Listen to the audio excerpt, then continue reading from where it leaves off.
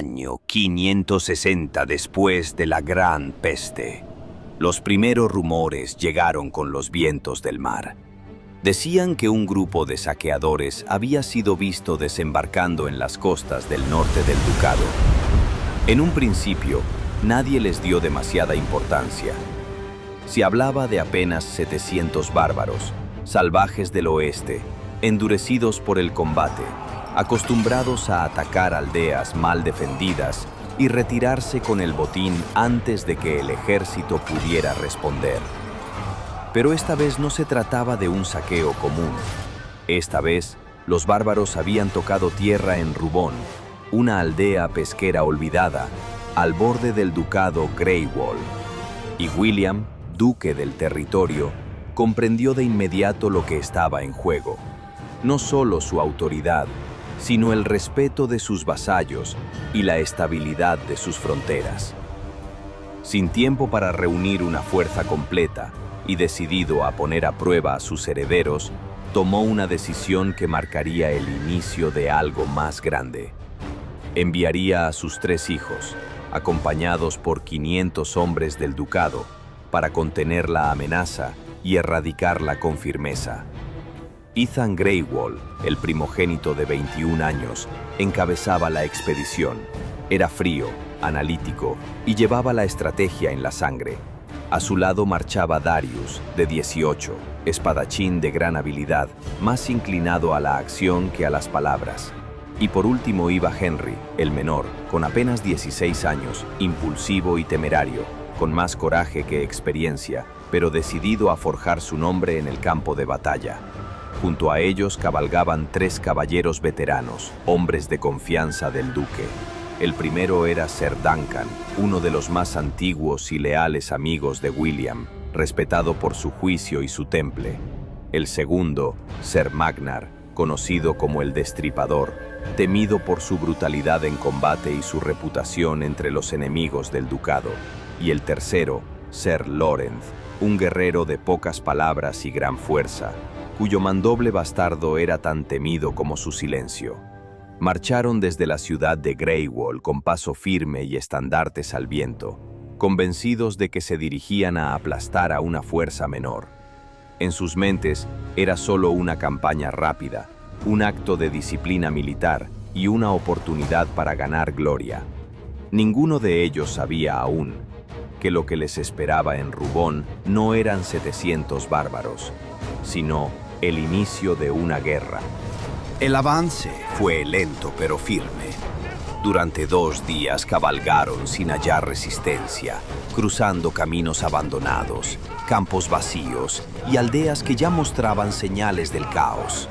Casas saqueadas, puertas arrancadas, animales muertos y el silencio espeso de quienes sabían que la guerra se acercaba. Cuando estaban a solo un día de Rubón, montaron campamento. Esa misma noche, un explorador llegó galopando a toda prisa, cubierto de polvo y con el rostro desencajado. Las noticias no eran buenas. Los informes iniciales estaban equivocados. El enemigo no contaba con 700 hombres como se había creído. Según las últimas observaciones, eran cerca de 2000 bárbaros, acampados cerca de Rubón, en pleno control de la zona. Ethan convocó de inmediato a una reunión con los capitanes y caballeros del ejército. La tienda de mando se llenó de tensión al instante. Mapas, antorchas, cálculos apresurados. Sir Lawrence se mantenía en silencio, Sir Duncan pedía cautela y Sir Magnar apretaba el puño con expresión sombría. Pero no todos reaccionaron con calma. Las voces subieron de tono. Algunos comandantes exigían atacar antes de que los bárbaros fortificaran su posición. Otros sugerían una retirada estratégica. El clima se volvió tan tenso que la discusión estuvo a punto de acabar en un enfrentamiento interno. Fue Ethan quien impuso el orden. Firme, sin levantar la voz, recordó que una división en ese momento significaría el fin. Con apoyo de Duncan y Darius, se tomó una decisión clara: avanzar con cautela y pedir refuerzos de inmediato. Los hombres del ducado estaban demasiado lejos para llegar a tiempo, pero no así el conde Jack, señor del Castillo Rojo. Aún golpeado por una escaramuza reciente contra los bárbaros, sus fuerzas no estaban completas, pero seguía siendo la opción más cercana y confiable. Ethan preparó un mensaje urgente y envió un símbolo claro, un águila blanca, una señal de auxilio que ningún vasallo de Grey Wall podía ignorar. Y Jack no lo hizo. Tan pronto recibió el mensaje, partió con lo que le quedaba, 310 hombres armados, leales hasta la muerte. Aunque sus filas habían sido diezmadas en combates previos, no dudó ni un instante. La guerra estaba en marcha, y ahora todos lo sabían. Esa noche, tras la llegada del conde Jack y sus 310 hombres, se celebró el Consejo de Guerra. Las últimas noticias habían confirmado lo peor. El enemigo no era una fuerza menor, sino un contingente bárbaro de casi 2000 hombres. La situación exigía una respuesta inmediata. La primera propuesta fue una maniobra de yunque y martillo, clásica y efectiva, pero demasiado arriesgada ante la superioridad numérica del enemigo. El riesgo de ser rodeados era alto. Por ello, Ethan planteó una alternativa, una trampa basada en el falso hueco. El plan fue claro y preciso. Los lanceros formarían la primera línea, divididos en dos bloques. El izquierdo liderado por Darius y Ser Lorenz, el derecho por Ser Magnar. Tras ellos, los espadachines. Henry al mando del flanco izquierdo, el conde Jack del derecho. La caballería se ocultaría en los bosques colindantes, con Ser Duncan a la izquierda y Ethan a la derecha. Los arqueros se posicionarían al centro, detrás del falso hueco. La idea era atraer a todo el ejército enemigo contra el muro de escudos. Una vez comprometidos, Henry y Jack entrarían por el hueco central, cerrando el cerco, justo cuando la caballería emergiera desde los flancos, completando el doble envolvimiento. Mientras los hombres afilaban sus armas y ajustaban sus correas, las antorchas parpadeaban bajo un cielo sin estrellas. Al amanecer, el destino de Rubon se sellaría con hierro y sangre. Cuando el sol asomó por el horizonte, ambos ejércitos se encontraron frente a frente. Los hombres de Grey Wall, firmes y organizados, formaban una línea disciplinada y silenciosa. En contraste, el ejército enemigo, numeroso y salvaje, ocupaba una extensión de terreno que casi triplicaba la de los defensores. Era una marea oscura de cuerpos, pieles y acero rústico que rugía con ansias de sangre. La primera línea bárbara no tardó en lanzarse al ataque.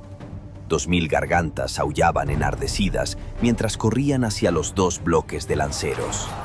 El impacto fue brutal, pero el muro de escudos resistió. Los soldados de Grey Wall, curtidos en años de guerra, demostraban una vez más por qué eran temidos en todo el continente. La formación se mantuvo firme, aunque el flanco izquierdo, el liderado por Darius y Ser Lorenz, comenzó a recibir mayor presión que el derecho. Fue entonces cuando Darius notó un detalle crucial. La segunda línea bárbara no se movía, aguardaba en retaguardia. Comprendiendo que el enemigo buscaba dosificar su fuerza, ordenó a los arqueros disparar directamente contra esa segunda línea. Las flechas comenzaron a caer como una lluvia afilada, y los gritos de los heridos obligaron al enemigo a reaccionar. Para no quedar como blancos fáciles, la segunda línea bárbara fue empujada a entrar en combate. Estos nuevos guerreros estaban frescos y portaban armas de doble mano, letales contra las formaciones de lanceros. La primera línea les cedió el paso, y la carga renovada golpeó con furia las defensas. Las bajas se multiplicaron, sobre todo en el flanco izquierdo, donde la presión era ya insostenible. Fue entonces cuando el conde Jack dio la orden de avanzar. Los espadachines, apostados tras los lanceros, se movilizaron por el falso hueco.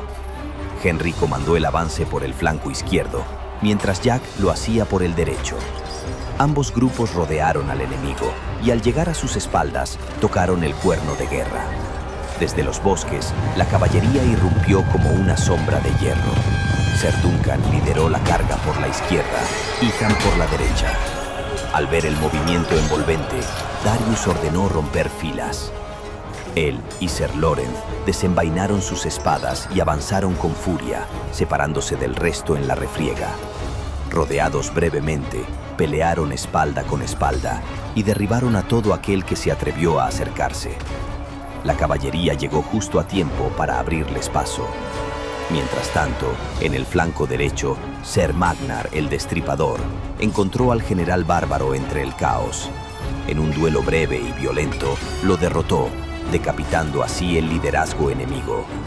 Con su muerte, la moral de los salvajes del oeste se desplomó. Muchos comenzaron a retroceder.